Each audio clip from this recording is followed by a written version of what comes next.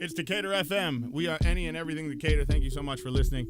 We do appreciate it very much. So glad to have everybody back off of fall break. The neighborhood just seems so dismal without everybody here. So now that everybody's back and moving around, I feel back to normal now. I think it's great. Voices of Decatur is on each and every week, Monday through Thursday. And right around this time, we generally have our neighbors come in, because I think our neighbors are very, very interesting people. Some of the things that they do. And as I go through my day and I see these really cool stories, some of the people that I've met in this neighborhood, right, are related right back to them. So today, the guys and I were talking, and we were going back and forth because there was a story that came across my desk talking about the Decatur City High School graduation rates and how they've been dropping over the past 3 years, right?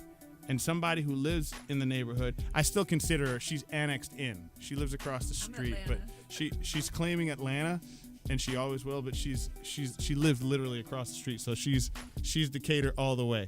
But I think this is where she comes in, because she is an expert in this role. So I hit her on text, and I was like, Kristin, I need to have you over here, because I got to talk about these graduation rates in the schools. What's going on? So she was like, do you want me to call in and come in? I was like, come on in. So she came right in. So thank you so much. Dr. Kristin Moody is in the building, y'all. So, all right. And thank you so much for coming in. We've been talking about this for a while, you and I. And never thought that it was a thing when I found out what you did for a living. I seriously did. Sure it's a thing. And I swear I'm getting to the point of the graduation rates that we're talking about. But I want Kristin to tell you a little bit about what she does before I start my rant, if you would. So I think my official job title is consultant, but I think of consultants as being inherently evil, and so I don't know that I claim that. I was a public school educator, high school English teacher, and peer counseling director for many years in New York City, DOE, and Los Angeles Unified. And then I opened the first open enrollment high school in New Orleans after Katrina. And because of a number of circumstances that just happened in life, I ended up leaving that school and relocating to Atlanta, where I had lived previously, and just sort of set out to all my friends and said, whatever y'all need help with your schools, let me know. I'm here. And in the beginning, it started off doing a lot of training and did some stuff for the US DOE, and eventually it became its own thing. So I do leadership coaching, board development, training. My specialty is helping schools get better. So school districts and schools call me when they need help to improve, and I show up and I help them come up with a plan. So when you come up with that plan, that's part of it is developing their curriculum. Sometimes, usually I would recommend that they get help developing their curriculum. Curriculum isn't necessarily my area of expertise. Right. My area of expertise is really looking at organizational change and looking from the perspective of organizational psychology, what a school needs to do from where they are to where they need to be. So I would recommend that they get a curriculum specialist. I would recommend that they get a new curriculum or new instructional strategies rather than actually develop that stuff myself. Okay, so you've been through the educational system pretty much throughout the country, it seems, from the East Coast to the West Coast to in between to down south, right? Yep. What's wrong with the education system? You can fix it. You can fix it all on your own. No, seriously. I look at these numbers and I start to think, right? And just talking about Decatur for right now as we go into Atlanta and the state of Georgia. So, the conversation comes up that our graduation rates have been dropping since 2015, 3 years ago, right? Gradually. Now, let me preface it by saying that this neighborhood has a really good school system that I know of. I've been paying into it, but I haven't had a chance to really experience it just yet because I don't have a child in the system. Right. So I hear these great numbers, and I hear they're starting to decline, right? And, you start looking at the numbers. 2015, 7 kids didn't graduate. Then the next year, 8 kids didn't graduate. Then 11, now 13. Right? So over the course of 3 years, you have 40 kids almost that didn't graduate. And I'm trying to figure out, why and what's going on. And the only reason I'm saying that and the only reason I'm concerned is at the end of the day, when I get a tax bill, at the end of the year, and although I don't have children attending the school, I at least want to know that my hard-earned dollar that I'm, giving up for these kids, that it's working, that you're actually doing what you're supposed to do, because eventually, We need you out there in the world. We need you graduated. We need you learning so you can basically take care of me when I'm of age. But what I'm saying is what is going on right now that is causing these numbers to increase? So I have a wildly unpopular opinion, which I should have warned you of before you invited me across the street. Bring it on. Girl, that's what we want.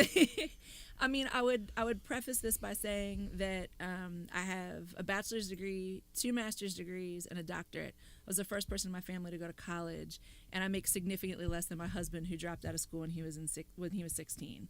So, getting a diploma is cool, but it's not necessarily the end all be all. So I feel like everybody has a path, and the job of public education is to give kids access to that path. And I don't necessarily believe that the diploma is the right path for everybody. Thank God my husband dropped out of school, because if he had gotten all that student loan debt like me, we wouldn't make anywhere near as much money. Right. So I got to say that. So I agree with that. I agree with that. But then do we find ourselves in a system that says it's got to be a one size fits all? Well, so I would say a couple things. One is that part of the reason that the numbers fluctuate has to do with how we measure graduation rates. So nationally, they created a standard by which you measure graduation rates, to which I think at this point everybody has adopted. And basically, when it comes to measuring student performance, whether you're talking about like skills attainment, or you're talking about how much growth they've made in literacy, or whether you're talking about diploma, you have to agree to what that measure is. And getting a diploma seems like a pretty straightforward measure, but the truth of the matter is that it could be that we measure our diploma or graduation rate based on the percentage of kids who attain a diploma over the course of 5 years, or over the course of 6 years. Sure. So the federal government has said, okay, we want you to take the freshmen that enroll in their 9th grade year and measure the percentage who then graduate and earn a diploma within 4 years. So it's made a bunch of press. I actually was looking it up when we talked earlier. Atlanta's rates, DeKalb County's rates, Gwinnett County's rates, they've all taken a significant dip. I think it was either Gwinnett or DeKalb, don't quote me, but one of them took a significant enough dip where we have schools that were previously boasting a 67-70% graduation rate that are now below the 50% rate, because they were counting kids that took 5 years to graduate instead of kids that took 4 years. Well, right now, what I'm seeing right now is, take DeKalb County and Atlanta. I mean, they're boasting that they had an increase for the previous year. And so another part of it is that what it takes to get a diploma changes. So we've had a bunch of changes in the way that we assess students, the tests that we give them. So the diploma test, like the graduation test that kids have to take. Now, when I was in school, I graduated in '92 from Baltimore City Public Schools. And when I graduated, Baltimore City. I get a merit badge for that. Inner city? Yes, sir. Ooh. I get a merit badge for that. But I would say that when I graduated hold on a from second. high school, You get a merit badge. You get a badge of valor. You get. Go ahead. Purple heart. Purple heart. Like you guys have not. Like if you've not been to a Baltimore inner city school, like you just don't know what I'm talking about. And this was in the 80s, 90s, Yes, so it was a different deal. Yeah. We didn't have gentrification yet. Yes. So I would say that when I went to high school, what it took to get a diploma was to basically, kiss enough butt to get through. So like Miss Turner, God bless you, Miss Turner, who I know is not in Decatur and probably not listening. I took trig my junior year. She said, I'll pass you with a C if you promise never to come back. Your questions are driving me crazy. And I graduated without ever having finished trig, right? So it didn't used to be that what it took to get a diploma is what it takes now, which is passing a test that absolutely asks for you to demonstrate specific skills that you didn't have to demonstrate before. So I'm not saying it's a bad thing, but I'm just saying that what it took to graduate 10 years ago, 20 years ago is different from what it takes to graduate now. Right. And 5 years ago, what the graduation test demanded of you is not what the graduation test demands of you now. Right. That stuff is constantly changing. So Now, wait, hold on. Who decides that? The states have autonomy over what those tests are. Who decides that? Like at what point A bunch do you of go, people that aren't experts in education, quite frankly. Okay. I mean, so Okay, a lot of it's politics, a lot of it's business. Like you have a contract with a testing company, you're in bed with that particular testing company. They create this is a very jaded perspective. So sure, there are people who are experts in education and they formulate the tests and they work for companies that are looking out for the best interests of kids. Having tests that kids have to pass so that a diploma means something is totally a righteous ambition. Does it actually manifest that way? I would say the jury's out on that. So I say all that just to say that the fact that the graduation rate has changed doesn't necessarily mean X number of kids are being left behind for the same reasons every year. So as those measures of graduation rates change, as the actual test that they have to take changes, you're going to see some false spikes and decreases in percentages of kids who pass, because what we're actually doing to determine whether or not they pass has changed. The actual measure itself has changed.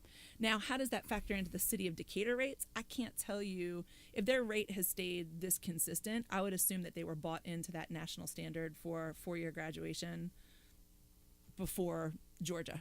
What makes me nervous, too, at the end of all of this is when you spit out these numbers to me, okay?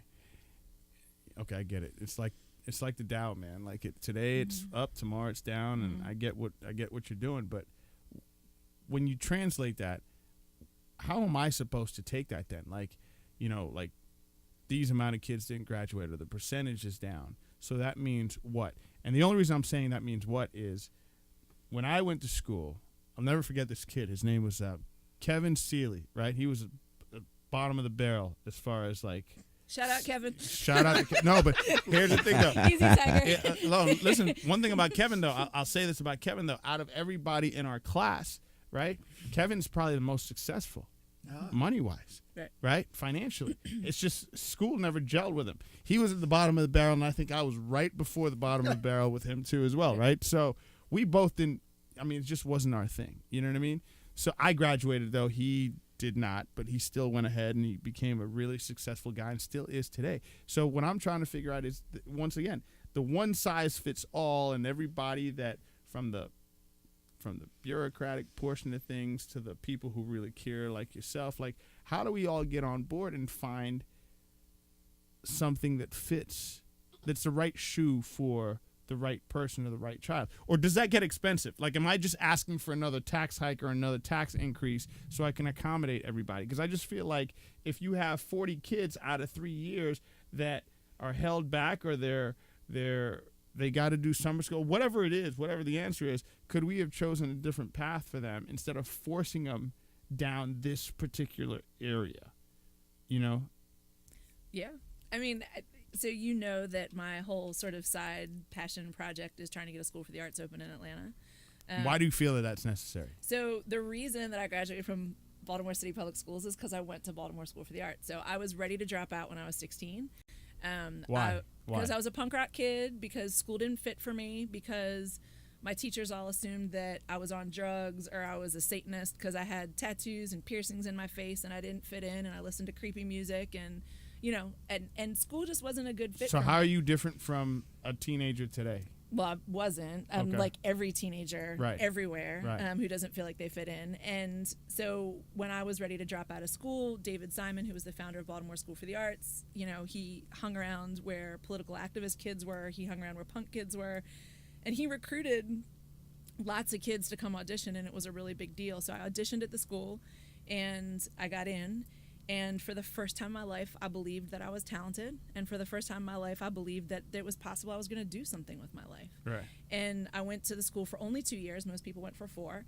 And I cannot find anyone that I went to that school with whose life was not changed by that experience. A friend of mine, Richard White, he's the first black PhD in tuba. He's in New Mexico. I think he's in the New Mexico Philharmonic. This insanely amazing, talented guy, and he talks about the fact that School for the Arts saved his life. They're actually doing a documentary about him because his story is so incredibly interesting. I think about the people I went to high school with.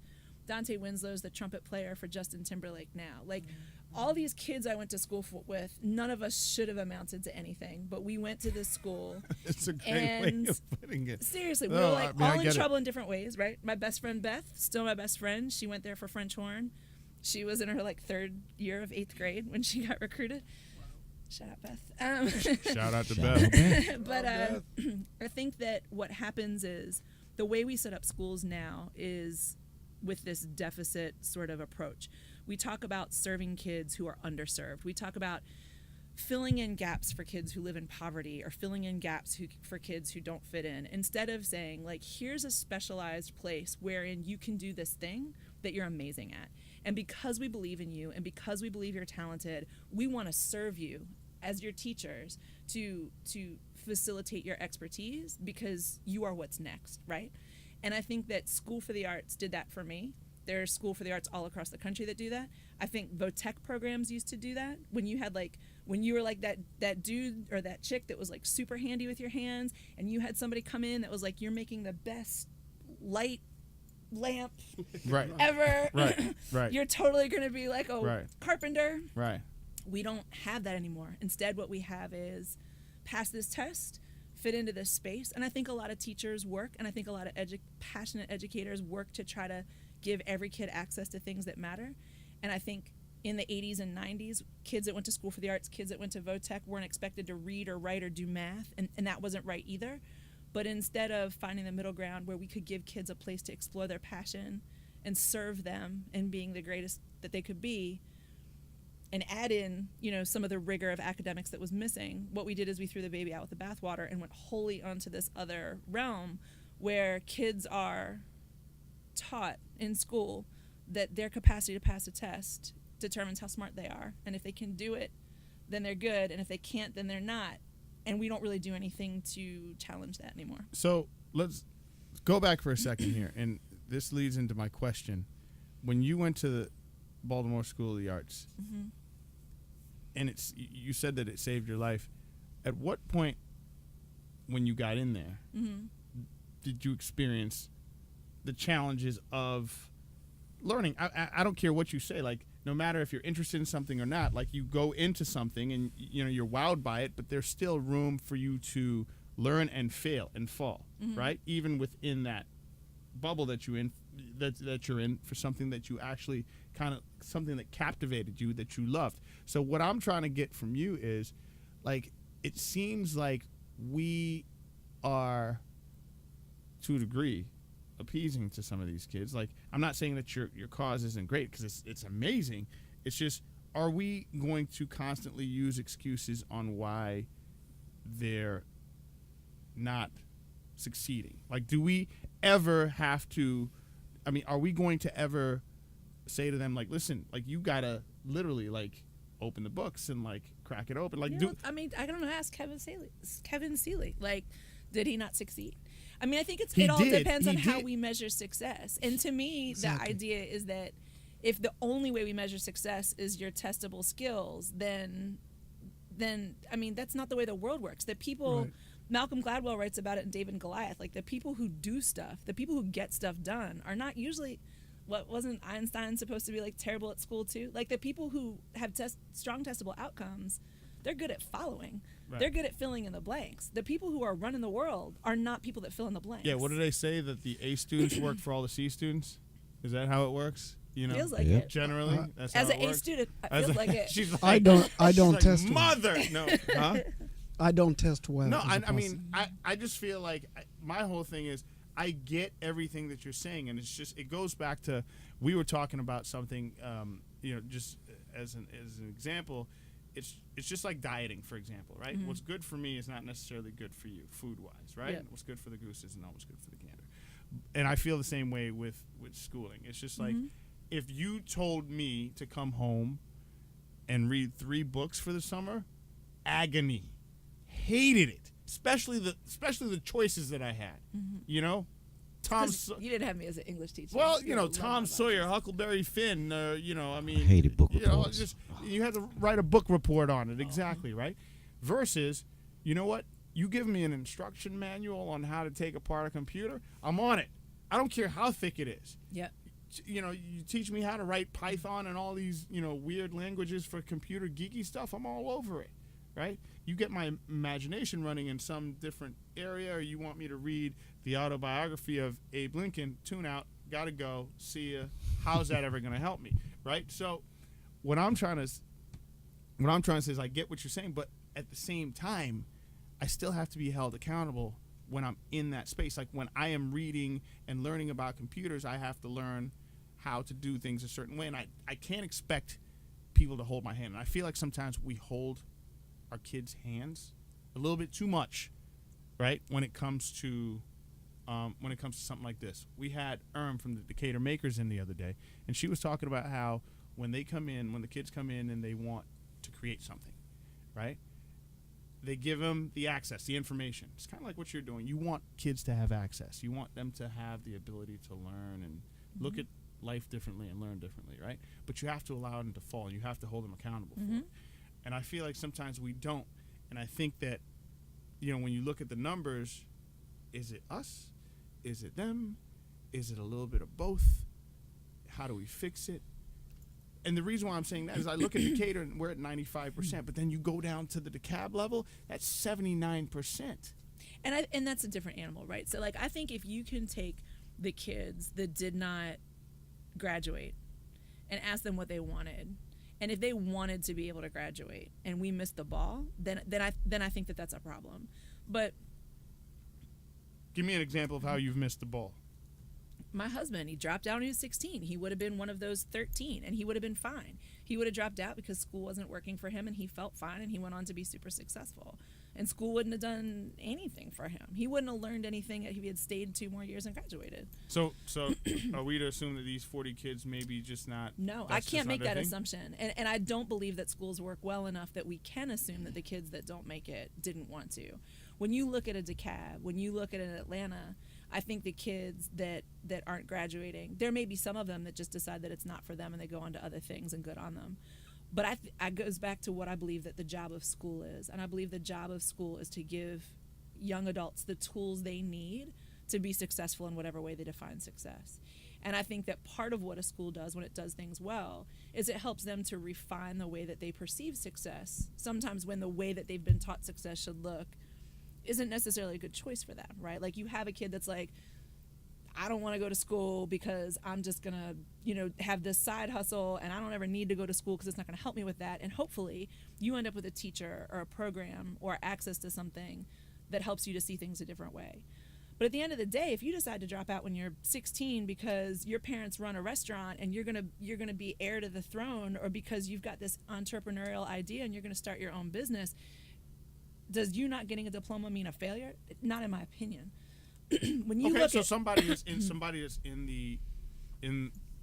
the business, in the field, as a student, I tell you, I gave you that same story. Listen, I love working at my parents' restaurant. When they're gone, I'm gonna own 15 of these bad boys, right? This school thing is not for me. How do you counsel me through that?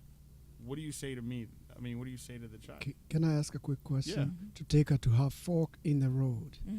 From the way you explain who you are in 7th, 8th, 9th grade, clearly you are not going to have the word doctor in front of your initials. And you also have a great friend who's a PhD in tuba, and Beth. So clearly you reached a fork in the road where it wasn't arts anymore. You became an academic. The kid you are not going to be in 8th grade.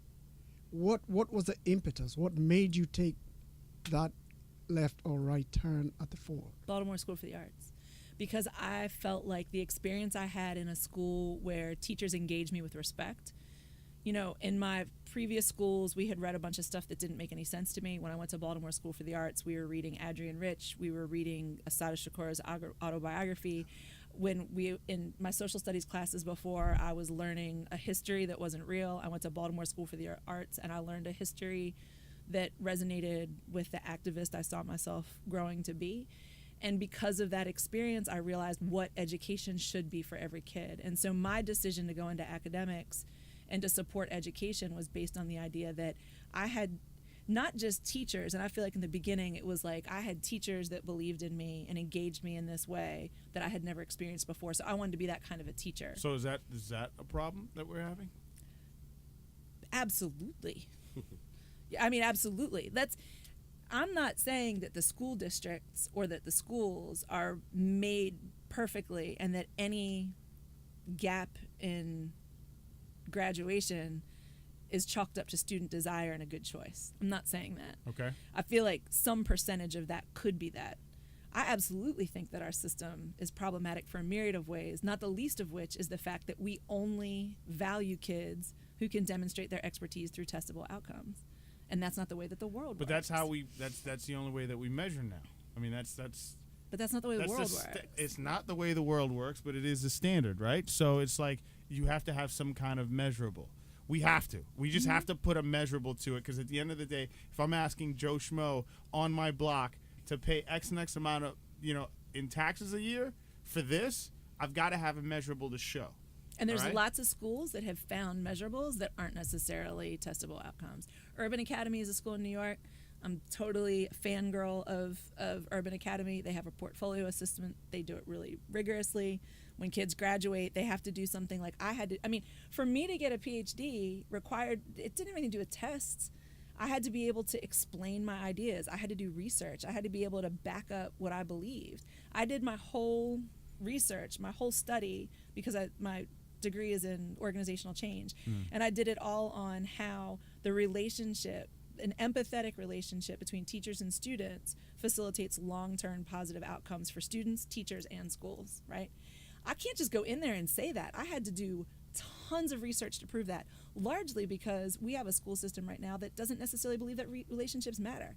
And I did it to prove a client wrong who was like, tell me what curriculum I need to fix what's wrong in my school. And I was like, yo, you need to hire teachers who like kids. Start there. Charles Manson wasn't working. How about you like the children first? And when they said, no, tell me what curriculum I need to buy, I was like, cool, I'm going to go get a PhD because you don't think I know what I'm talking about. Right. But like, how can you teach a kid that you don't even like? Right. And there's plenty of that in schools. And so, again, if you've had the School for the Arts experience, if you've had the teachers that invest in you, I taught for a very brief amount of time. I only taught for about 6 years. But I can tell you that, on social media, like 700 of my 900 Facebook friends are former students. I pass 38-year-old, like, grown men that like, oh my God, Miss Moody, this is my English teacher. Right. And they were not into English. Right. And they were not into what we were reading. But we had a mutually respectful relationship, and I wanted to know what fed them. And we don't have school systems full of that. The passion is definitely not there anymore for that. For some. Well, I think, you'd have to think about a couple different things. One, listen, it's not the best paying jobs that you guys have for the amount of things that you do. So that's one. So I think just filling a void, I think people are just filling voids like, I guess I'll be a teacher and I'll have my summers off. And, Or Teach for America that recruits people to be teachers and acts like it's missionary work for 2 years to work in an urban school so that you can go on and have a real job and be a lawyer or a policymaker. Right. No disrespect to TFA, but kind of disrespect. So you have a situation where the system's semi-flawed, and then it shows in certain areas where our neighbors next door have such a lower rate than we do. But, you take a couple things into perspective, too, as well. Obviously, we're just talking about one high school in this city versus several high schools in Atlanta, and you couple that and you average it based on your scoring system. I'm pretty sure you're going to get a different number, but I still think, though, that's a big number. That's a big drop, right? So I'm trying to, I'm also trying to figure out, does location matter? Like, I would want to know, and you can't ever have this information, but I feel like if you were going to get to the heart of what the gap is for City of Decatur and that number of kids that you're talking about, you'd have to start by understanding what the situation is for those kids. Are they all of the same socioeconomic status? Are they all of the same race? Are they all of the same neighborhood? Because I think if you want to understand what the gap is, you have to start by getting complete data set around who's not making it. And if it's like a really disparate mixed bag, like this kid, is a gajillionaire and lives on our street, and this kid's then maybe you can say, okay, this is the cost of public education and there's not much we can do. But if you find, and I bet you would, because what the data shows, and I know this is true for City of Decatur, and I'm not an expert in City of Decatur, so I don't want to open a can of worms and say some stuff that's not true, but across the country, the number of students who receive disciplinary referrals that send them out of classroom and make them miss instructional time are usually Black and are usually boys. And what they're getting sent out of the classroom for is usually disrespect or back talking, right? And so when we are a school system that can't figure out how to provide an academic environment wherein everyone can get access to the same amount of academic instructional time, like, I wouldn't be surprised to find out that there is some common thread amongst that number of kids who didn't graduate. But without knowing what that is, like, I'm just wildly guessing. Stigmatizing. Mm-hmm. You think so? I mean, there's a national trend in data that would suggest to me that that the majority of them have something in common in terms of their socioeconomic status or their race. But without knowing that for a fact, then, like, I don't know how we can speak to the solution. Is it that they're coming from poverty and they need more wraparound services? Is it that they're coming from a background where they're not getting the academic support they need at home and we need to get them more academic, like, instructional supports? Is it that they have other jobs? Is it, you know what I mean? Is it that they're transient, like their families are moving and now they're back at their auntie's house and she's in, Atlanta, and now they're back in City of Decatur? Like, I don't know. I know plenty of anecdotes from friends who have kids in City of Decatur schools that would suggest to me that City of Decatur schools is much like every other school district, and that there is a common thread amongst the kids who aren't making it, and it usually has something to do with socioeconomic status and race. We had a conversation about race recently, and how it affects a child's learning, okay? And I was somewhat in disagreement with the tone of the conversation, because I just don't think that if you're poor, that's an excuse, okay? I never grew up rich. I never had a whole bunch. But at the end of the day, deep down, there's something out there for me, and there's something that I have to learn or I want to do or whatever it is. I mean, it may not necessarily be with a trigonometry book or calculus, but I know that I'm going to do something with myself, and it's going to be something, right? So when are we gonna step out of that box for a second? Like, I know there's some situations where, yes, what, life has dealt you a bad hand, right? And that can affect a whole bunch of things. But I've seen guys, like we were just talking about this guy recently, huge Navy SEAL. He's a 38th African American Navy SEAL in the United States Navy's history, right? Had a learning disability, the whole shebang. He talks about it all the time. Rose up to be one of the, excuse my language, one of the badasses of our country, right? So at what point are we going to continuously dwell on the fact that, you know what, you're black and you're poor? Like, when are we going to get away from that narrative? I guess as soon as systematic poverty and racism goes it's away. Abolished, right. If we can get rid of systemic racism, then I'm pretty sure we could move past it. But that's not happening. I'm not looking for an answer from you. I'm looking at it. I'm just looking at the bigger picture. Like, everybody that you talk to, like, that always comes into play because when it's you talk a huge about factor. education. I can tell you from having worked in urban schools for 20 plus years that were largely low-income students of color, that the access that they have, the experience they have, the context they have is not the same. And so that whole idea of meritocracy, that pull yourself up from the bootstrap, like, power through, and if all you have been given is scraps your whole life and you have been told that you are less than, like, sure, there are some anomalous people that can work outside of that. But if I got a classroom of 28 kids, right, and the one kid that I'm always sending out is a black boy, that sends a message to the whole class. And yeah, maybe that kid should rise up and be strong and whatever else, but the whole system is stacked against kids in public. And I can't speak to anything else. I'm a white woman. I don't know.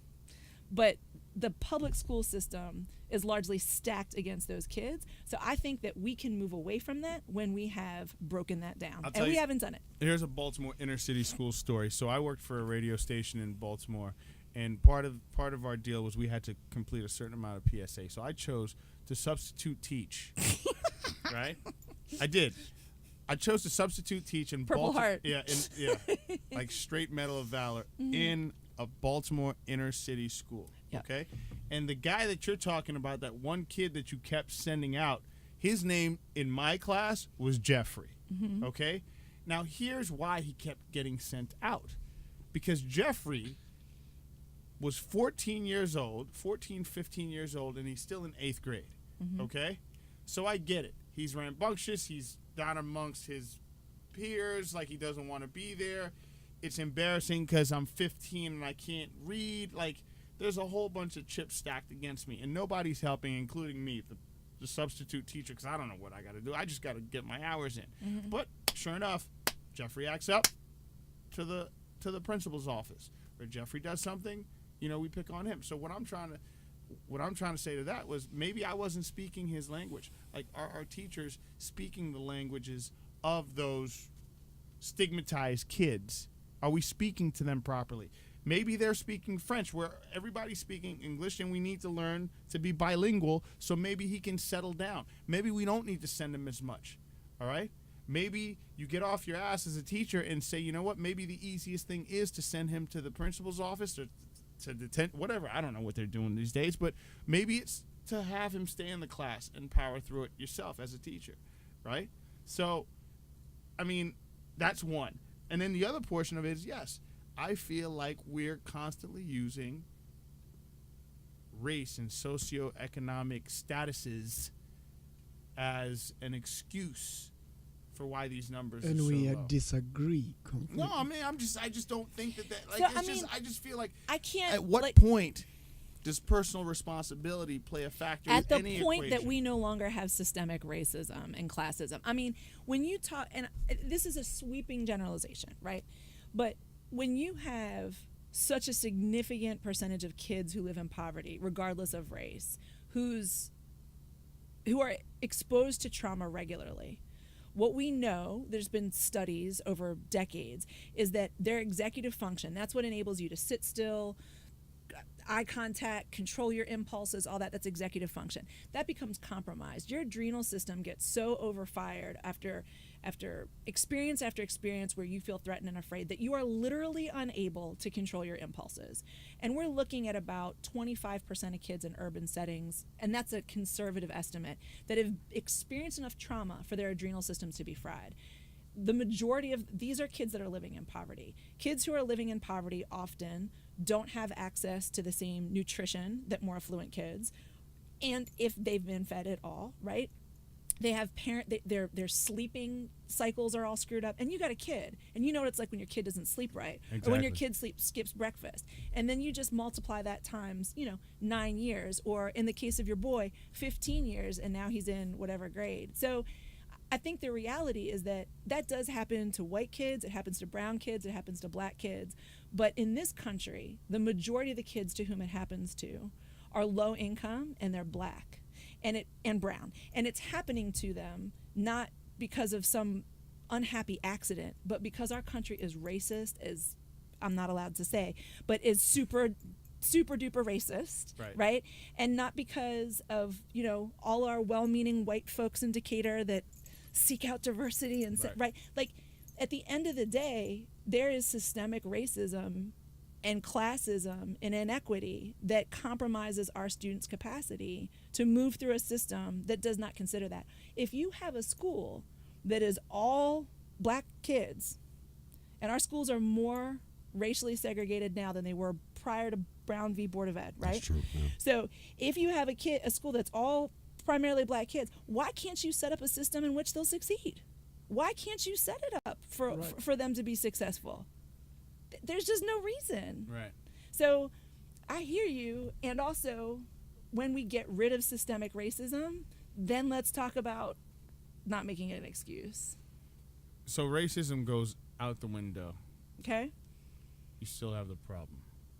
As a person that's strategist in this particular arena, which we already know that it won't go away, so, but let's say it does. Okay. Ideal world. Mm-hmm. We're pretending. And the system still says, nope, there's still, what do you look at next? But there will always be kids for whom the system doesn't fit. And I'm not saying that mean, I think you're building an ideal where you're saying you want to create a scenario where every child succeeds, right? But my definition of success isn't a diploma in 4 years. And again, my definition of success would be a diploma in 4 years for those kids for whom it's the best fit and for whom that looks like success, and also a graduation rate that measures the things that matter. And if we have kids that at the end of their senior year can backwards and forwards explain how to take apart a computer and can read the manual and can work up the business plan, but they can't pass the graduation test, then by God, give them a diploma, because I'm going to have to work for them one day anyway. Mike, for the sake of this example, I'm gonna refer to colleges, right? Yeah. Colleges do not care if those athletes graduate. They are making tons of money every Saturday, right? And their thing is, oh, we're giving you a scholarship, therefore you're good, right? Right. If they really care to invest, they would tie it all together. You're not leaving here without a diploma, or you're not playing. So even after high school, the system, even when you remove racism, the next step is to go to college. No, but in sports and on the collegiate level, there are some rules. Like if you're not at a certain point, you're not playing, scholarship or not. But they're in those high schools. They're not telling them to graduate high school. They're not at the high school making sure the kid is in bed at 8 so that he can come to Ohio State or USC. They're just waiting till after you pass or fail your high school, which is the crucial part. That's what makes you in high school, not in college. In college, you already made it. So now let's go back. So you build this platform, right? How do you measure the success then if you create this ideal situation where everything's tailored to the kid? We're creating curriculums that will allow these 40 kids that won't graduate to be successful. How do you measure? Like if you were I revert back to the question I asked you at the beginning. How do you fix the system? Like you've got to know how to fix the system. Like you've got to, and I know that there are a whole bunch of holes, but the ultimate goal is success, right? So how do you measure the success of it? When you plug all the holes, when you fix the system, if a diploma isn't the answer for everybody, then what's the answer? To be fair, I don't believe that there's a silver bullet. I think there's tons of things that you can do to make the system better. So I think that we can value teachers and educate teachers differently and reward them differently. For me to become a teacher, I went to Hunter College, got my bachelor's degree, taught uncertifieds at a school for kids with autism. By the time I had graduated and was positioned to go teach high school, I knew nothing about curriculum. I knew nothing about what like a 9th grader should know how to do versus an 11th grader should know how to do. And quite frankly, back to racism, I was a white woman. They don't know what my background is. They don't know what my experience is. And nobody had ever talked to me about cultural relevance, working in a city like New York. Nobody had taught me about disciplinary structures. And so, to be fair, I feel like that was a place that I knew what to do. But most people don't know what to do. And especially when you look at the teachers who are coming in, the number one reason we lose something like in the ballpark of over 50% of teachers after their first year. And the number one reason teachers say that they leave is not anything to do with money. The reason teachers leave after the first year is usually because of something to do with discipline in their class, and they don't know what to do. And I can tell you that in the years that I taught high school, I never, but once, when a kid pulled a knife on me who ended up working for the TSA, which is a whole other situation. But I got stopped by him in security once. I was like, whoa, really? No background check? But with the exception of that one kid, I never had a kid that I had to put out of my class. And I taught in Harlem, and I taught in Los Angeles. So I wasn't teaching in like Roswell or whatever. I had kids that had the potential to like wild out, and I didn't have that. I used to do this thing when kids would walk in, and it helps that I've got tattoos, I look kind of crazy, and they would walk in, and I would shut the door, and I gave them all the same speech every year, which was, there's nothing you can do to get kicked out of my class. We are all in this together. I don't care what kind of madness happens outside this door, but we are all in this together, and I will never give up on you, and it doesn't matter what kind of crap, throw a chair, cuss at me, you can't leave. I'm not letting you out. And I never had to put a kid out. Right. And so that can be taught. Like we could give teachers access to the skills to be able to manage a classroom and engage with their students. My research for my dissertation, when I looked at what it took for kids to feel like their teachers really cared about them, it was all things that could be taught. And the teachers weren't doing it because they had either been told to do something different, create professional distance, don't let the kids know what you have in common, no smiles before Thanksgiving. Why is that? Mess. Why is that? Because somebody decided that the best way to make teenagers listen is to act like you have power over them, like you have any power over them. Like, I got a 7-year-old I don't have power over. I sure don't have power over somebody else's 16-year-old in my English class. Like, so if we taught teachers how to be successful in those situations, and we taught teachers and we valued teachers for excelling in those situations, we would have different people who stay in the classroom. There are lots of phenomenal teachers, and I feel like they stay regardless instead of because of. You know what I mean? Yeah. Like they're there because they care about the kids. They're going to shut their door. They're going to do whatever they're going to do. But the system isn't set up to value or equip them to handle what classrooms look like. And we talk all the time about how kids are crazier now than they used to be. No, they're not. They're just not. We just don't have access, people who have their hearts in it in the same way.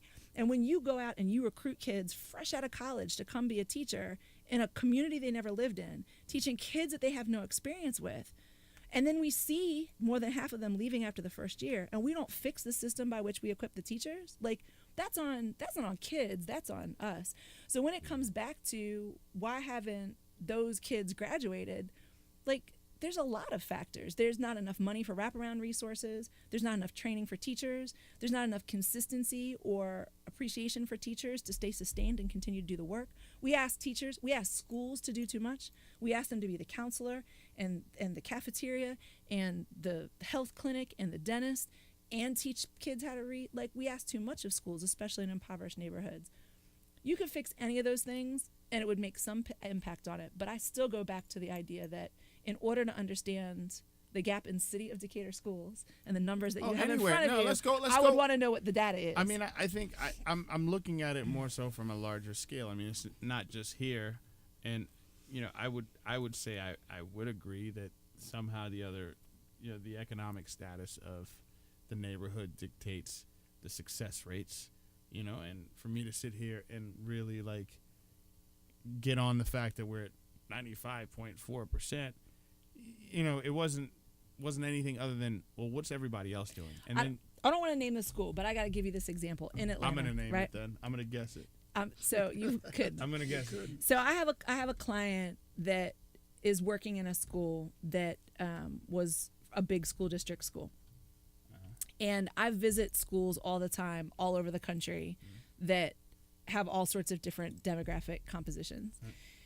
If you go visit a school in North Atlanta, if you go visit Sarah Smith, if you go visit any of those schools that are in the North Atlanta cluster, there's landscaping out front. The buildings are old, but they're beautiful. They're well maintained. The bathrooms are nicest. The custodians are friendly. Like the teachers are all just like, it's a wholly different vibe. And this friend of mine that I do work with is working in a school, and I came out to visit her last year and visited the building. A building that is in a neighborhood that's gentrifying, and a building that the school district fully anticipates is going to have more affluent kids come in, right? Black mold, like everywhere. Ceiling falling in the cafeteria because of rainwater. She can't set up her office because rats keep dying in the walls and it smells so bad in her office. She can't work in there. And it takes the district, you know, anywhere from like a week to 10 days to come in and even try to find the dead rodents because they've got such a bad rodent problem, right? The classrooms are tiny. They're probably filled with asbestos, but I can't even imagine the things that you can't see. I would not let my dog pee in this building. And there is a whole community that is being educated in this building. What message does that send to parents? Like, when we talk about, you know, the school district is, and you know, the superintendents and the principals and all the people get up and they talk about, like, you know, we're improving buildings and we're doing and we're dismantling the inequities, and then you go see that stuff and you know that nobody who had a choice would send their kids there. But the people who live in that neighborhood either don't have a choice, or that's exactly what their schools look like, so they don't know that there's a difference. They don't feel like there's anything they can do about it, right? And when you look at that sort of messaging we send kids from the time they're 5 years old, how are they not going to get to be 15, 16 and be like, this system's got nothing for me. Why am I going to stay here and play by your rules? Why am I going to sit in here and follow your directions? You're not looking out for me. You're looking out for those kids up at that other school, not for me. How do we fix something like that? No, I mean, no, seriously, no. I mean, I really, like, how do you pay for something like that? How do you, like, same way we how does a like, I am now at the point where I'm like fascinated by the way this business is run, our education department, right? Like, it is truly what it is. It's a business. So what I'm trying to figure out is how do budgets get decided on, what school gets what. And I mean, I know it's all through if it's if it's like the public school system, it's all through our taxes. But how do you have roaches in a falling ceiling somewhere and there's no money in the budget to pay for it? I don't know, but I also know that when I was a teacher, I knew everything there was to know about being a principal. I was like, as soon as they make me a principal, I'm going to have all the answers because I know how to do it better than all these clowns. And then I became a principal and I was like, oh, whoa, this is complicated, right? When I moved to New Orleans, because I knew how to run a school better than anybody in the city of New Orleans. Okay. All those people are racist, and I'm going to come down there and not be racist, and I'm going to fix everything. And it's just complicated. Right. And so I think the reality is that I would never want the job of a superintendent. City of Decatur schools, APS, like, God bless all of them, because their job is hard and it is complicated. And I don't know what the solution is, and I don't believe that they're sitting somewhere with like better ideas about how to do things and just holding back because it's funnel it into their paycheck. Like I don't believe that there's anything nefarious there. I don't know what the answer is, but I also don't know that it's money. Like, I know money is a barrier to fixing schools, but I also know that our attitudes as a society about what some kids are allowed to experience and what other kids aren't is a big part of that. I agree with that. And so I do agree with that. Add that to the list with institutional racism and classism. I don't know how you fix that. So I don't get paid that much. So we're really, really that broken. I No. mean, it just seems like we No. are. So then let me ask you this. These numbers, not just Decatur, but these numbers overall, in the long run, do you see them rising or do you see them falling? I think they'll At ebb the and state, flow. at the state of the department today, meaning the education department today, as a whole, whether that's as a country, as a state, as a county, as a neighborhood, do you see the numbers going down or going up? I think it'll continue to ebb and flow. So then here's the thing. When it ebbs, right, why don't we when you catch that wave, why is it that we don't notice that and stay on the wave that we just caught because we had such a great increase and we continue doing that? Listen, right? City of Decatur schools, I know so many people who wanted to stick it out on the Atlanta side of the street and then moved to the Decatur side of the street because the schools are doing it. There was one teacher that I heard about in all of like K through 5 of City of Decatur schools that was apparently a hot mess last year. And I swear to you, every parent I talked to who was dissatisfied, they only had that one teacher. It was like City of Decatur schools hired one bad teacher. Yeah, I think I heard about that You one did? person too, actually. Seriously. We just had that conversation with somebody here in the And I neighborhood. hope somebody trained her up and made her better. But Yeah. I think at the end of the No, day, I think she's still bad. but like, anyway. I mean, City of Decatur schools is a shining example of a lot of things that are right. There was a dude there. He had a bow tie. He was like the assistant superintendent, sort of mustached glasses dude. I don't remember what his name was.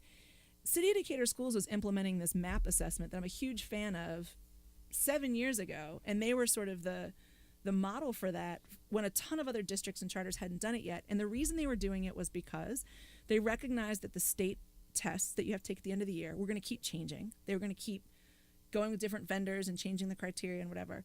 So they decided to implement this one assessment that was nationally norm referenced, which means it's compared to other kids across the country instead of just kids locally.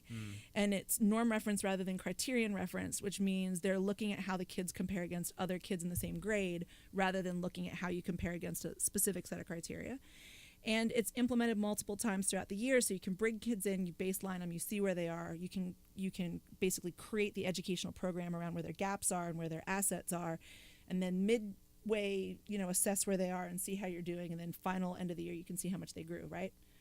Nobody else was doing this. City of Decatur was doing this, and they were so passionate about it that this dude was coming to all the like MAP information system, like to advocate for it. City of Decatur schools has the benefit of having a ton of affluent kids who don't come without their own problems, but tend to test better, but also has done some really incredible things. When you only hear people gripe about one teacher, when I got gripes about every teacher at my kid's school if you give me enough to drink. Right. And so I think that, they're doing a lot that's right. And so when we say, when you get to that point that things are going well, what do we do with it? I'm not saying that City of Decatur can't improve their graduation rate. But I'm also saying City of Atlanta and DeKalb County, there's a lot of things that we could learn from City of Decatur that they're doing really well. That was another question I was going to ask, just while you're saying that. If you take a winning scenario like the City of Decatur and you place it in the City of Atlanta, are you going to get some successes, do you think? Generally? I mean, you'd think. I think there are things that City of Decatur is doing that people can learn from. The first thing that educators tend to do when they look at models, we've got that Ron Clark Academy here, right, in Atlanta. Yeah. Ron Clark Academy charges like half my mortgage to have you come in for a day and learn from what they do. You go down the big slide in the front and there's like cheering. I have friends that are like really into it. It feels slightly cultish, but God bless him. Like Ron Clark was an amazing teacher. He started an amazing school. He does great things. But people go visit Ron Clark and they're like, well, I can't do that because I don't have that much money. Or I can't do that because I don't have that much freedom. Or I can't. We're so busy looking at what school districts have that's different from what we have that we come up with all these excuses why it doesn't work. To me, one of the greatest things we could do as a national public school sort of, what's the word, like industry, is look at best practices and share and allow educators and leaders to be vulnerable about what they don't know and give them access to new tools. We've created, just like we have for the kids, this system whereby anytime you do something wrong, it's a failure and you can't bounce back from it. You're not supposed to learn anything from it. If you ask for help, it means you're no good. And I think that if we could spend more time openly sharing what doesn't work for us and being vulnerable about what we need, that school districts would go a long way. And I think that we're not in competition for dollars. We're not in competition with each other for anything. So there's no reason for there to not be more collaboration. So I don't know what the silver bullet is, but I do feel like there are tons of we had these professors I told you that visited today from South Africa, and they like the one guy was like crying because he was talking about how powerful it was to see specifically black kids and white kids in the school working together in an engineering class, like totally engaged. And it was unlike anything he had ever seen in his life. It's a big deal.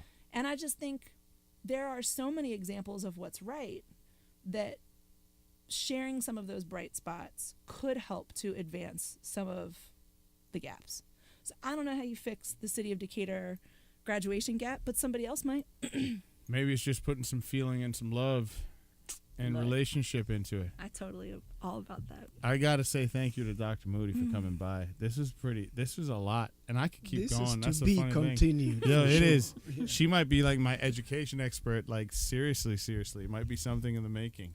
And I want to hear all about, we got to have you back in so you can, I don't know if you can talk about it still, but the School for the Arts. Yeah. I'll talk about that. We can talk day. about that? Absolutely. Okay, I just didn't know if that was like still on the hush-hush or anything like that. It's got to happen. Okay. All right, great. Thank you. Well, guys, thank you so much for listening to Decatur FM and Voices of Decatur. Got a lot of great stuff coming up for you this week. Got some guys coming in from Morehouse College. They actually live here in the neighborhood, and they're a group of philosophers. So that's gonna be an amazing episode. So we got that plus a lot more. Don't forget, we got Mayor Patty Garrett coming up in 2 weeks. We got Coach Matthew Rose. He's an amazing triathlete.